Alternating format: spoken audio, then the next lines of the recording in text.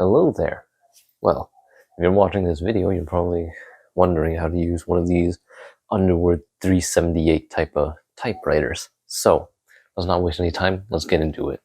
So, first things first, I want to make it very clear that I am not a typewriter enthusiast. In fact, this is a video I made for my girlfriend, so she knows what to do, because this is a bit of a learning curve, and I don't want her to suffer. So, of course, before you can even type, assuming you got the full set, complete set for the typewriter, this guy's a portable. That means it comes in a nice little sturdy briefcase kind of fashion. So first thing you gotta do is take the cover off. 2 thumbs right here and push. Now, I don't know who designed this, but whoever designed this thought that us humans had gorilla thumbs. These are very hard to take off. What I like to do, 2 ways. Either one, you can push one, wiggle it out, wiggle one side out and do the other, and it pops off. Or you can do that, turn it around, get your hands, while you're sitting on the floor, preferably, push it in with your middle and ring fingers as hard as you can and pull up. And it should hinge out, because right here at this case there are little hinges that basically cover up in and out. This thing goes right here. So, covers off. Now, this is the fun stuff. The Underwood 378, from what I see, functions like any other typewriter, but there are a few things that might not be very clear. So, oh yeah, and if you like to take a look at the mechanism, all you gotta do is just slowly peel this thing back. It's held in place with some rubber O-rings over here and over here. You just slide these little pins through. Pretty easy to pull off. Feels like there's a bit of resistance to them, but not much. So take that off for the rest of this video. So before you can even start typing, you need to load some paper. I got some crummy scrap paper lying around, so I'm just going to use that. And all you got to do to load the paper in, right here, right over there. So in the case that you're writing it so it's all going to be legible on the same way, what you want to do is feed the top end in facing you, so when it comes out it should be nice and typable, just like that. Now there's one little thing you need to keep in mind before you twist the knob is right over there. You just want to make sure you line up your paper with the margins with the 0 and 0. So it should be something like this, all the way up to the 0, like so. And then you would turn the knob over here, crank it up, call it a day. Pretty sweet. Now, when you're first typing this, you might notice that there's a small little problem, and that's maybe you don't like where the margins are set. So, one thing you should do is right over here, this is how you set your margins, right there. So you get to set your left margin and your right margin. So, as I'm writing on 8.5 by 11 printing paper, I'm probably going to settle with 1-inch margins, so just put your finger down and push downwards and slide it towards there. So, probably somewhere there, and 8.5, say, be around here. 1 inch would be 7.5, so margins will probably be just around here. There we go. So, now all you got to do with this fine lever thing over here, you just want to push it in like this, and it'll automatically slide to wherever you need it to go, or wherever you set the margins to. So continuing on, we're just going to put everything back in, make sure everything's nice and lined up, and in theory, we should be able to start typing. So all we got to do, pull it up, to whatever line we want to start typing to. Let's say somewhere around here. All right, nice. Now that you have it all set up, what you can do is you can start hitting a few keys.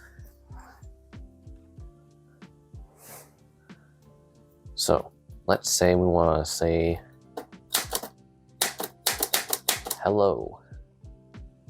Just like that, you look right over there into the little part over there.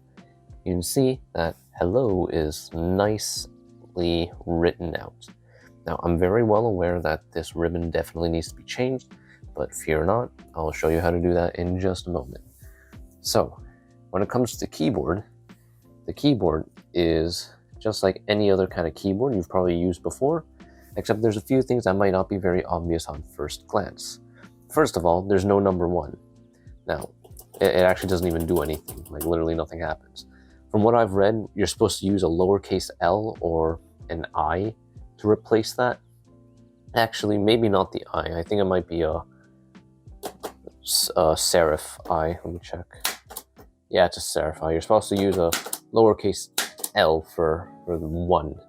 But anyhow, so there's that. Next, your shift keys are going to be these two right over here. These two little pedals over here. Those are your shift keys. So if you want uppercase or if you want quotations, numbers, $sign, the one above, you get what I mean. Just press this button and press down. And the next thing here, this is the caps lock function. So when you press it down, it locks it in. And to get rid of that, you just hit like any of the shift keys. Now I'm going to get rid of that. Another thing you might want to keep in mind is when you're pressing down these keys, if you've never used a typewriter before, like me, you need to press down with some like firm conviction. Don't be shy. Like it's not gonna like be that great. Press it down with some firm conviction. So if you're angry at someone, you want to say fuck you, Y-O-U, like that. There you go. Now you have fuck you written out in very big, bold capital letters like so. Obviously, you don't want to be pressing down too hard. If you press too hard, the keys might get a bit stuck. So just keep that in mind. Another thing to keep in mind is this lever right over here. This lever controls what color you want it to be. And if you look up at where the ribbon is, so right over here, you can see that there's two color strips. Essentially, it'll let you type in 2 different font colors. So for a very quick example, let's say I want to type in black. What I want to do is I want to make sure that this little button is pointed up at this blue color over here. And if we look at the ribbon, you can see that when you hit it, it only goes up to the black ribbon. Now, if we switch to red, you'll see that the ribbon goes up higher. So now, if we look closely at our text, you'll see that it started typing in red. Actually, you can't really see that. The last 3 are red letters. But so from what I understand, this red button over here is supposed to be like an indent button, which you're supposed to be able to set.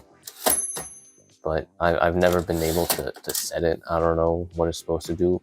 This red button and these like little like pusher slider things are supposed to work in tangent, but I don't think they do. I think this thing might be broken. I think it's supposed to like set how big or small you want your indent key to jump. So might be that. Yeah.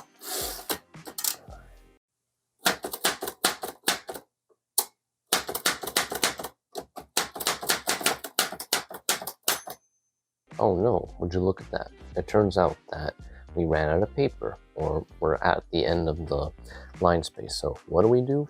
All we do is pull this tab, and not only does it automatically bring it all the way back to where we set the margins, if you look closely, you'll hear a little crank sound, and if you look at the paper, it automatically pushes it up for you. So you don't even worry about any of those things doing that manually. So let's say you're done with your typewriter. So obviously you can't really put it back into the case like this. So your 2 options are just mash the space bar until you're done, or you can use this little metal piece over here. You just push it and let it like slide to wherever you want it to. It's like spring loaded or something, I don't know. And then maybe we can like push it in a little bit more that way. There we go. Nice. Okay, so let's say that your ribbon is running out of ink. As you can probably see by this thing, this probably don't want to use this ribbon anymore. So changing a ribbon is kind of messy. Your hands are going to look like you've been working in the coal mines all day, maybe for 10 minutes. It's not going to like make your hands all black, but anyhow, what you need to do is you need to look right over here where these two little ribbons are. Now, assuming your typewriter is all functional, if you look closely, like if you pay attention to where these spokes are, you'll notice that they spin. And to keep it simple, essentially every time you type, this thing will unwind the ribbon in one way from one spool to the other, and then when the spool runs out, it'll just run it back over to the other direction again.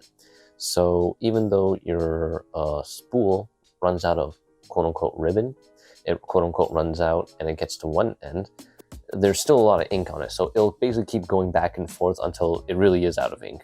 And even then, you'll notice very visually that there's actually a second strip. Now, if you have an all black strip, you can probably just like, there's two options. You can either turn on to the red switch, so then it'll use the bottom half of the ink strip, or you can do a classic flipping technique, otherwise known as taking this ribbon out and then flipping it over so you use both sides of the ink ribbon. So to do that, all you gotta do is just unscrew these little screw nut bolt things, just like so, like that. And putting it back out will take a bit of work, but from my point of view, what you'll probably see, I'll do it on this side first. One thing you'll notice is that you need to pluck this out and then follow a very complex and maybe a bit mildly convoluted path. And you're gonna have to finick around with your fingers at this point over here, like so, because you'll see the only way you can get the ribbon in and out is if you like slide your finger. It also kind of helps if you have it in caps lock, because it lowers the entire assembly for the dies. I'm gonna do it with only one hand, but all you gotta do is just like push one thing out, like so, if it would cooperate, like so, and pull that out. So that's one. Repeat again on this side, pull that out over there, and follow the trail onto the other side and just pull it out, just like so. Now I actually don't have a new ribbon, so I'll just do the same thing again with the exact same old and rotten ribbon. Yeah, this thing was from secondhand market, but you want to make sure you like string your ribbon through here and pull it through there. So yeah, it's important that you have your ribbon set up like so, where it's on the outside like this, and it wraps around that like rivet screw like this. You don't want it like this. You don't want it like outward like this, and then it'll like wrap around it like that. You want it to be on the outside. So normally you would want if you buy the dual color version, black strip always on top. Black strip's always on top. So, like I said before, all you gotta do, just bring it over to here, like that. And maybe I can screw it in or demonstrate it outwards like this. Change the light a little bit. And just like that. As for this process, if you have like, I don't know if you can see that, but tips of my finger are a little bit black, but right, yeah, so slid it in like that, push it in like so, and maybe just wind it up a little bit. And you need to do that same thing again a few more times. Once more right here. Yeah, so I switched it to the red typeface setting, so this like thing can rise up a little higher, as opposed to black. Like, see, that's how high it goes. But yeah. Anyhow, continue the trail, and you end up right here. Same thing again. Just feed that through here, like so. Wrap it around that rivet thing, and just tighten this thing a little bit. So don't worry if you hear that click noises. That's how this. I don't know. Wait on. If you hear click noises when you like twist it to tighten it, don't worry. That's basically the sound of like the mechanism that like knows when it should switch directions for the ribbon. I don't know how. It's amazing how this is all mechanical. I have an appreciation for mechanical things, but yeah. So one important thing to know about this model of Underwood typewriter, history behind it is at some point Underwood acquired this Italian brand called Olivetti, I believe. And what happened was, after that point, they started just using recycling like old like typewriter interiors. So this thing actually uses an Olivetti ink cartridge if you care about that. But to make things easy, just get an Olivetti branded or advertised ribbon. It'll make your life a lot easier. Or if you want to go the cheaper, more better, purist route, what you can do is, when your ink ribbons run out, so when these guys run out, just unwind the entire ribbon spool, throw the ribbon away, and then when you get your new one, you just want to rewind it onto these old ones that you have here. So yeah, you can reuse these spools. I don't recommend throwing them out. You kind of need them at some point. So yeah, just keep them around. It'll be handy at some point. One thing you should keep note of is if you're a fast typer, I don't know, if you have like over 100 WPM like me, I'm not trying to brag, but you don't want to type fast on this thing, because if you type too fast, the little knobs, or like the little dies, I think they're called, will get tangled up if you type too fast. So not only do you need to press down on the keys with conviction, well, maybe not like you gotta press some launch buttons, but more so, you know, steady, bold keystrokes. Okay, so that's a little thing that you need to keep in mind when you're typing with just about any kind of typewriter, really. So other than that, this typewriter is basically nice and ready to be used. So whoops. Oh yeah, there's a backspace in case you need it. It's in case you like skip a letter or something, but yeah. So that's basically the entirety of this typewriter, the very basic bare bone rundown you really need to know about operating an Underwood 378 model. So, thank you for watching. In the case you are a random person who also got an Underwood 378, and for my girlfriend, love you. I'll see you soon.